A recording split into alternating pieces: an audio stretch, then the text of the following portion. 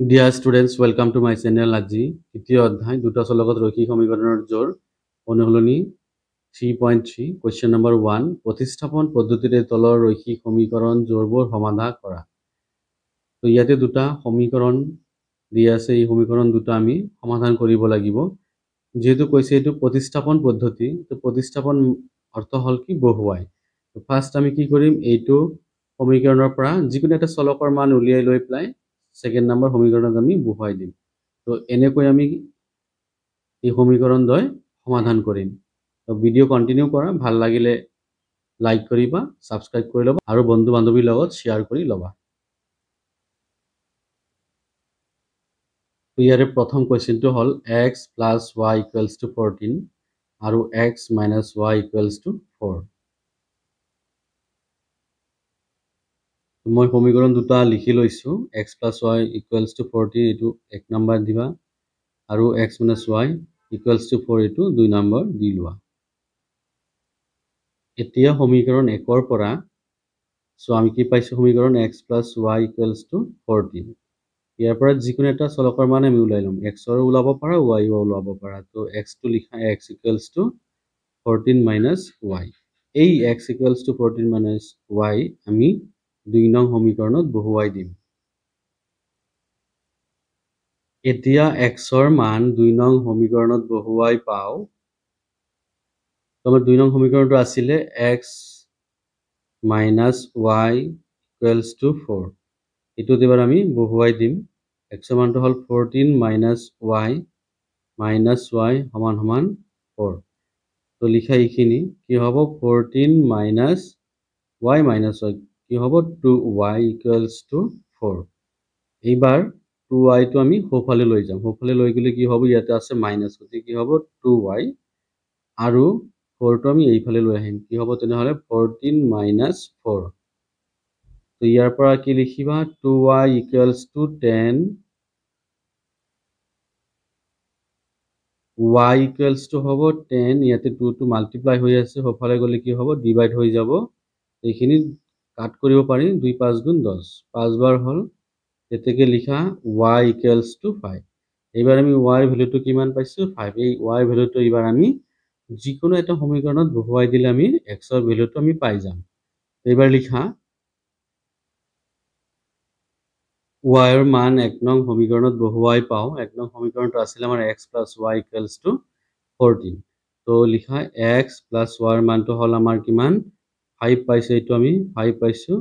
সমান সমান কিমান আছে, 14। তো কি লিখিবা, x = 14, এইটো আমি সোঁফালে লৈ যাম, তেনেহলে কি হ'ব, -5। ইয়াৰ পৰা আমি লিখিব পাৰো x = 14 ৰ পৰা 5 বিয়োগ কৰিলে কিমান পাম, 9। আমি x আৰু y ৰ মানটো পাই গলো। এবাৰ লিখিবা, আমি কি পালো, নিৰ্ণয় সমাধান x = 9 আৰু y = 5। এবাৰ নেক্সট কোৱেশ্চনটো চাও। 1 আৰু 2 টো হল আমাক দিছে কি s - t = 3, এইটো আমি 1 নম্বৰ দি লম। আৰু এইটো সমীকৰণত দিছে s/3 + t/2 = 3। কিন্তু এইটো আমাৰ কি আছে, ভগ্নাংশ আকাৰত আছে, গতিকে আমি কি কৰিম, ইয়াৰ পৰা লসাগু লম। 3 আৰু 2 ৰ লসাগু কিমান হ'ব, 6। 3 6 2 বাৰ, তেনে কিমান হ'ব, twice s plus 2 6 ত 3 times, গতিকে কি হ'ব, 3t = কিমান হ'ব, 3। তো এইবাৰ লিখা এইখিনি twice s plus 3t by 6 আছে, ইয়াতে সমান সমান 3 by একো নাই, মানে কিবা এটা আছে, 1 আছে। তো ইয়াৰ পৰা আমি লিখিব পাৰো, এইটো তোমালোকৰ কিন্তু 6 আছে, তো 6 দি ল'বা, এইটো 6 হ'ব। তো 6 হলে কি হ'ব, চোৱা, twice s plus 3t = হ'ব তোমাৰ 6 6 গুণ কিমান হ'ব, 36, 36। তো এইটো এবাৰ আমি 2 নম্বৰ সমীকৰণ দি লম। তো 1 নম্বৰটো আমি যেনেকৈ কৰিছিলো যে সমীকৰণ 1 ৰ পৰা দুটা চলকৰ পৰা যিকোনো এটা চলকৰ মানটো তোমালোকে উলাই ল'বা। গতিকে কি আছে, s - t = 3, গতিকে আমি কি লিখিম, s = 3 আৰু -t টো আমি সোঁফালে লৈ যাওঁ, তেনেহলে কি হ'ব, প্লাস t।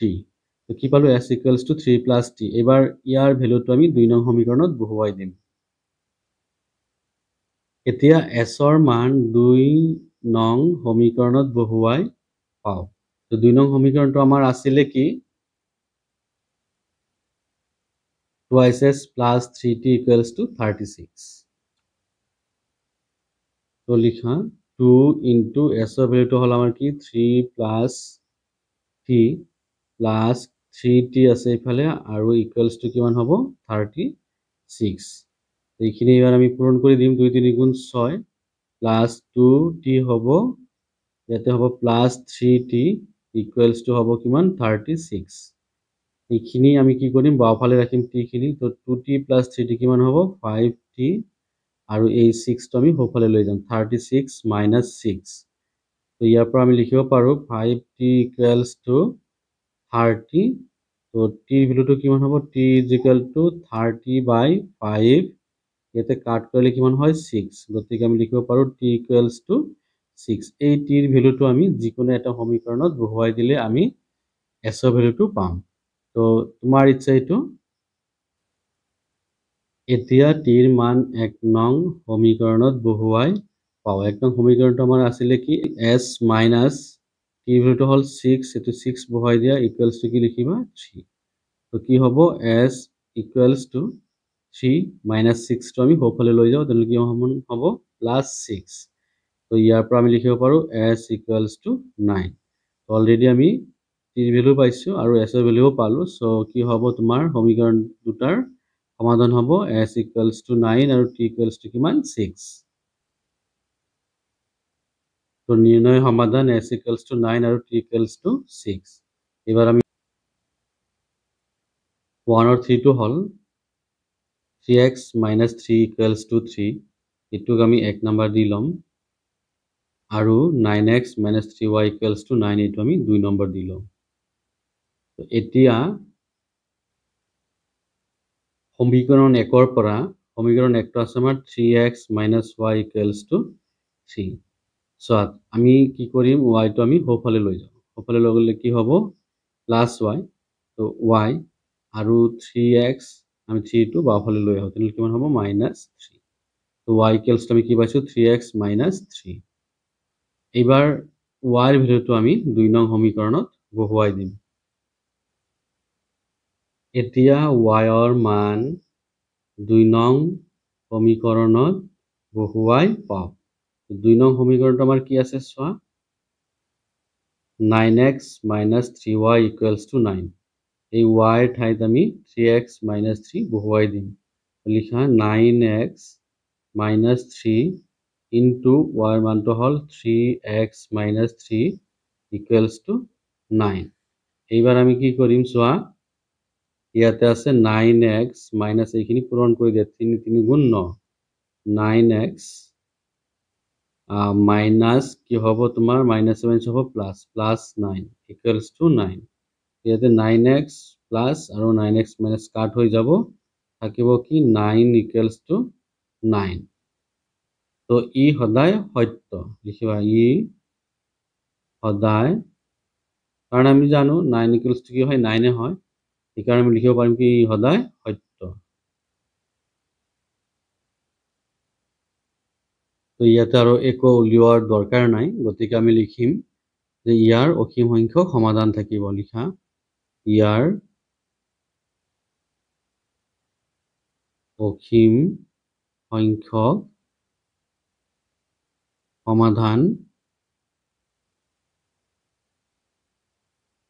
থাকিব 3 নম্বৰটো হৈ গল এবাৰ আমি 4 নম্বৰটো কৰিম 1 और 4 নম্বৰ দুটো সমীকৰণ দিছে ইয়াতে যে 0.2x plus 0.3y equals to 1.3 আৰু এটা দিছে 0.4x plus 0.5y equals to 2.3 তো ইয়াৰে ফাৰ্ষ্টটো আমি 1 নম্বৰ সমীকৰণ দিম আৰু সেকেন্ডটো দিম 2 নম্বৰ সমীকৰণ এতিয়া সমীকৰণ 1 ৰ পৰা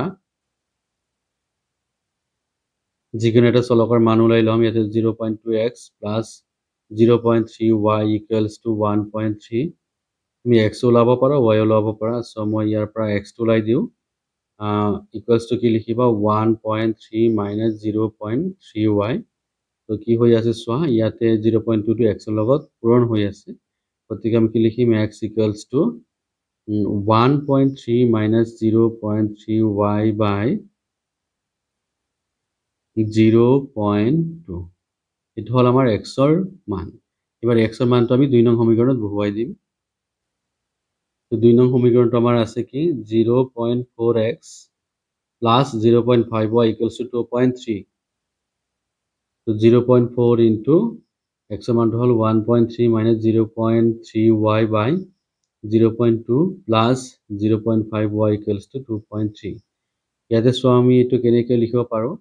0.4 into separate ke likhim 1.3 minus 0.3y by 0.2 plus 0.5y equals to 2.3 তো ইয়াৰ লগত এটো কাট কৰি লিখিমান হ'ব 2 হৈ যাব তো এইবাৰ আমি পূৰণ কৰি দিম 2 ৰ লগত 1.3 পূৰণ কৰিলে কিমান হয় 2 3 গুণ 6 2 1 গুণ 2 2.6 হ'ব মাইনাস 2 3 গুণ 6 6 দিয়া এটো পয়েন্ট এটো 0y আহিব plus 0.5y equals to 2.3 তো ইয়াৰ পৰা লিখা যায় সোৱা ইয়াতে যেহেতু আমাৰ কি আছে minus 0.6y plus 0.5y তো ইয়াৰ পৰা আমাৰ থাকিব কিমান minus 0.1y equals to 2.6 বা 2 পয়েন্ট এটো লিখা 3 minus 2 পয়েন্ট কিমান হ'ব 6 তো ইয়াৰ পৰা লিখা যাব minus 0.1y তো ইয়াৰ পৰা এটো বিয়োগ কৰিলে কিমান আহে 6 ৰ পৰা 3 গলে কিমান থাকে 3 তো পয়েন্ট কি হ'ব 0 এটা মাইনাস দিব লাগিব আগত কাৰণ ইটোৰ আগত কি আছে মাইনাস আছে তো এটো কাট কৰিলে থাকিব কিমান y equals to 0.3 by ইয়াতে আছে 0.1 আহি কি হ'ব হৰণ তো এটোৰ লগত এটো কাট কৰিলে হ'ব তোমাৰ 3 পয়েন্ট আছে তো কাট কৰিলে 3 পাবা তেনেহলে তুমি y ভ্যালুটো কিমান পালা 3 এবাৰ y ভ্যালুটো আমি 1 নং সমীকৰণত বহুৱাই দিম তোমাৰ 1 নং সমীকৰণটো আছে 0.2x plus 0.3y equals to 1.3 তো 0.2x plus 0.3 into y ভ্যালুটো আছিল 3 equals to কি লিখিছো 1.3 তো ইয়াৰ পৰা আমি লিখিব পাৰো 0.2x plus এই দুটো পূৰণ কৰিলে কিমান হ'ব 9 তো 0. কিমান হ'ব 9 equals to 1.3 তো ইয়াৰ পৰা এবাৰ লিখা যায় 0.2x equals to 1.3 minus 0.9 তো 0.2x equals to 1.3 পৰা 0.9 বিয়োগ কৰিলে থাকিব কিমান 0.4 তো লিখিবা x equals to 0.4 by 0.2 এখিনি কাট কৰিলে থাকিব 2 আমি x ৰ ভ্যালুটো কিমান পালো 2 নিৰ্ণয় সমাধানটো হল x equals to 2 আৰু y equals to 3 এইবাৰ আমি 1 or 5 নম্বৰটো চাম so 1 or 5 নম্বৰটো হল under root 2x plus under root 3y equals to 0 আৰু এটা সমীকৰণ দিছে under root 3x minus under root 8y equals to 0 সমীকৰণ দুটাৰ এটোক 1 নম্বৰ দি লম আৰু এটো 2 নম্বৰ দি লোৱা যেতি লিখা সমীকৰণ 1 ৰ পৰা পাও under root 2x plus under root 3y equals to কি আছে আমাৰ 0 আছে গতিকে আমি কি লিখিম ইয়াৰ পৰা যিকোনো এটা চলকৰ মান উলাই ললে হল সো তুমি কি কৰা x ৰ মানটো উলাই লোৱা তো কি লিখিবা এতে ইকুৱেল সাইনটো দি এটো under root 3y টো আমি ওফালে লৈ যাম মাইনাস হৈ যাব under root 3y এবাৰ তুমি লিখা x equals to কিমান হ'ব ইয়াতে under root 2 কি আছে x ৰ লগত পূৰণ হৈ আছে গতিকে এইফালে আহিলে কি হ'ব হৰণ হৈ যাব ইয়াতে লিখি দিয়া under root 2 তো x ৰ ভ্যালুটো আমি কি পালো minus under root 3y by under root 2 এবাৰ x ৰ মানটো আমি 2 নং সমীকৰণত বহুৱাই দিম এতিয়া x ৰ মান 2 নং সমীকৰণত বহুৱাই পাওঁ আমাৰ 2 নং সমীকৰণটো কি আছিলে একবাৰ চাই লোৱা এতে দিছে √3x minus √8y equals to 0 তো লিখিম এবাৰ √3 into x এর মানটো হল minus √3y by √2 minus কি আছে √8y equals to 0 তো সোয়া কি হ'ব এবাৰ এইখিনিতে তো ইয়াৰ কি আছে মাইনাস আছে মাইনাস থাকিলে কি হ'ব ইয়াৰ লগত মাল্টিপ্লাই কৰিলে মাইনাস আহিব √3 আছে তো আমি পাইছিলো এইখিনিতে চাই লোৱা √a into √a এই দুটা মাল্টিপ্লাই কৰিলে কি হয় a পাও ঠিক একেদৰে আমি কি পাইছো √3 into √3 দুটা মাল্টিপ্লাই কৰিলে কিমান পাম আমি 3 y টো থাকি যাব আৰ ইফালে আহিব কিমান তোমাৰ √2 minus √8 into y equals to 0 তো এইবার আমি কি করিলো minus 3y by √2 minus 8 √8 y equals to 0 এইটুক আমি কি করিলো গোটেইখিনি আমি সোফালে লৈ আহিলো সোফালে লৈ আহিলে কি হ'ব দুয়োটাৰ আগতে যেহেতু মাইনাস আছে গতিকে কি হ'ব দুয়োটাই প্লাস হৈ যাব এইবার আমি কি কৰিম এলসিএম লম √2 এলসিএম লোৱা লসাগু ললে কি হ'ব এটো আমাৰ 3y থাকি যাব আৰু এটো হ'ব আমাৰ √2 এটো চাই লোৱা ইয়াতে √2 into √8 এই দুটা পূৰণ কৰিলে কি হ'ব √2 ভিতৰত কিমান হ'ব 16 হৈ যাব আৰু 16 ক আমি লিখিব পাৰো 4 স্কয়াৰ তো এটো কাট হৈ যাব থাকিব কিমান অনলি 4 তো তুমি ইয়াৰ পৰা লিখিব পাৰা এটো হ'ব কিমান 4y equals to 0 so ইয়াৰ পৰা তুমি লিখিব পাৰা 3y plus 4y কিমান হয় 7y আৰু √2 এটোৰ লগত পূৰণ হৈ গলে কিমান হ'ব 0 হৈ যাব কাৰণ এটো যদি আমি ক্ৰস মাল্টিপ্লিকেশন কৰো এটোৰ লগত এইটো আৰু এটোৰ লগত এইটো তেনলে কি হ'ব এইটো 0 হৈ যাব তো ইয়াৰ পৰা লিখা যায় y equals to 0 by 7 0 কোন এটা নাম্বাৰে হৰণ কৰিলে কিমান পাম আমি 0 পাও সো আমি ইয়াৰ পৰা লিখিম y equals to 0 এবাৰ y মানটো আমি 2 নং সমীকৰণত বহুৱাই দিম তো 2 নং সমীকৰণত বহুৱাই দিলে কি হ'ব সো 2 নং সমীকৰণটো আছিল আমাৰ √3x minus √8 into y মানটো আমি কিমান পাইছো 0 সমান সমান কি হ'ব 0 তো এইখিনিতে লিখা √3x 0 লগত √8 পূৰণ কৰিলে কিমান হ'ব 0 হৈ যাব গতিকে কিমান পাম আমি ইকুৱেলছ টু 0 ইয়াৰ পৰা লিখিব পাৰা x equals to 0 by √3 তো 0 যদি আমি √3 কি কৰো হৰণ কৰো তেতিয়াহলে আমি কিমান পাম 0 এ পাম সো লিখিবা x equals to 0 এতে কি নিৰ্ণয় সমাধানটো হ'ব কিমান x equals to 0 আৰু y equals to 0 এবাৰ আমি 1 ৰ 6 নম্বৰটো চাম দুটো সমীকৰণ হল 3x by 2 minus 5y by 3 equals to -2 আৰু x by 3 plus y by 2 equals to 13 by 6 দুটো আমাৰ ভগ্নাংশ আকাৰত দিয়া আছে গতিকে আমি এই দুটাৰ পৰা কি লম লসাগু উলিয়াই লৈ তাৰ পিছত আমি সমীকৰণটো গঠন কৰি লম চোৱা 2 3 গুণ কিমান হয় 6 2 6 ত কিমান 3 বাৰ তো 3 3 গুণ কিমান হ'ব 9x minus 3 6 2 বাৰ 5 গুণ 10 y সমান সমান -2 ইয়াৰ পৰা লিখা আমি যদি ক্ৰস মাল্টিপ্লিকেশন কৰো তেনে কিমান হ'ব এটো 9x minus 10y এটোৰ লগত এটো পূৰণ কৰি দিয়া কিমান হ'ব -12 তো ইয়াৰ পৰা আমি লিখিব পাৰো এটো 1 নং সমীকৰণ আৰু ঠিক একেদৰে আমি কি কৰিম এটো কৰি যাম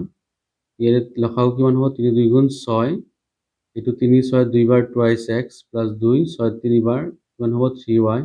is equal to 13 by 6 এৰে সোয়া দুটাৰে হৰ কি আছে ইকুৱেল আছে গতিকে আমি এটো কাট কৰিব পাৰি থাকিব কিমান twice x plus 3y equals to 13 এটো আমি 2 নং সমীকৰণ দি ললো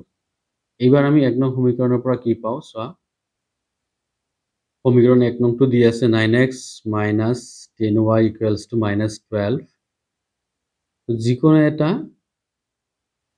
চলকৰ মান উলাই ললে হল তো কি কৰিব পাৰা এইটো 9x ইকুৱেলছ টু লিখা -12 -10y টো আমি সোঁফালে লৈ গ'লো তো কিমান হ'ব +10y ইয়াৰ পৰা x ৰ মানটো যদি আমি ওলাই লওঁ তেনেহ'লে কি হ'ব -12 + 10y / 9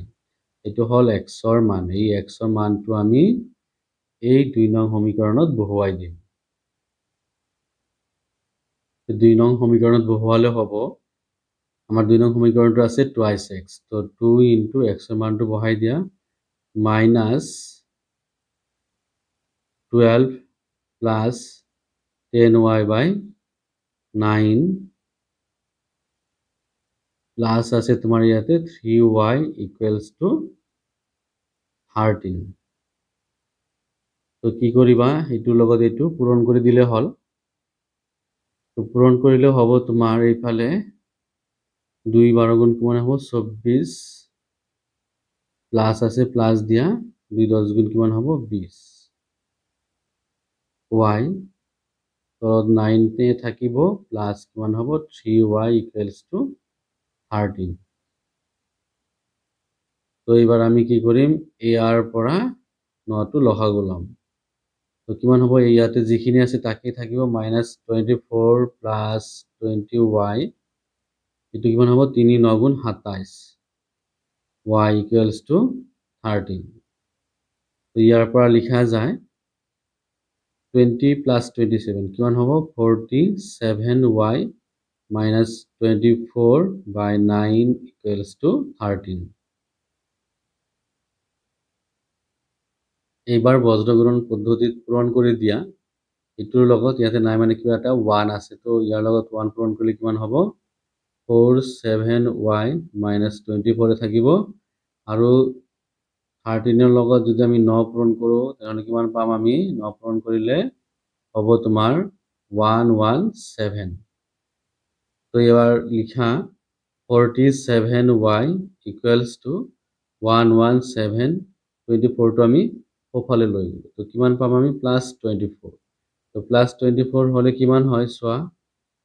47y = 4 + 7 কিমান হয় 11 1 লেফট 1 থাকিল 2 1 3 1 4 আৰু 1 14 1 তো ইয়াৰ পৰা লিখা যায় y = 141/47 কাৰণ 47 টো y ৰ লগত মাল্টিপ্লাই হৈ আছে গতিকে আমি সোঁফালে লৈ গ'লে এটো ডিভাইড হৈ যাব এটো কিমান বাৰ যাব চোৱাচোন 47 ৰ লগত যদি আমি কি কৰি চাও 47 * 3 মাল্টিপ্লাই কৰো 3 7 * 21 ৰ 1 থাকিল 2 3 4 * 12 13 14 গতিকে আমি 3 বাৰ দিব পাৰো এটো এবাৰ লিখিবা y = কিমান পালো আমি 3 এবাৰ y ৰ ভ্যালুটো আমি 2 নং সমীকৰণত বহুৱাই দিম 2 নং সমীকৰণটো আছে আমাৰ twice x + 3y = 13 তো y মানটো বহুৱাৰ পিছত আমি কি পালো twice x + 3 * 3 = 13 তো ইয়াৰ পৰা কি হ'ব twice x + 3 * 3 কিমান হয় 9 = 13 ইয়াৰ পৰা আৰু লিখিব পাৰা twice x = 13 - 9 তো 13 ৰ পৰা 9 সাবট্ৰেক্ট কৰিলে কিমান আহে 4 তো ইয়াৰ পৰা আৰু লিখা যাব x = 4/2 4/2 কাটি দিয়াচোন কিমান হয় 2 গতিকে আমি কি পালো x = 2 x ৰ মানটো আমি 2 পালো আৰু y ৰ মানটো আমি 3 পাইছো এই দুটাই হ'ব কি নিৰ্ণয় সমাধান এতেকে নিৰ্ণয় সমাধানটো হ'ল y = 2 আৰু y = 3 আজি কোৱেশ্চন 1 নম্বৰটো কমপ্লিট হৈ গ'ল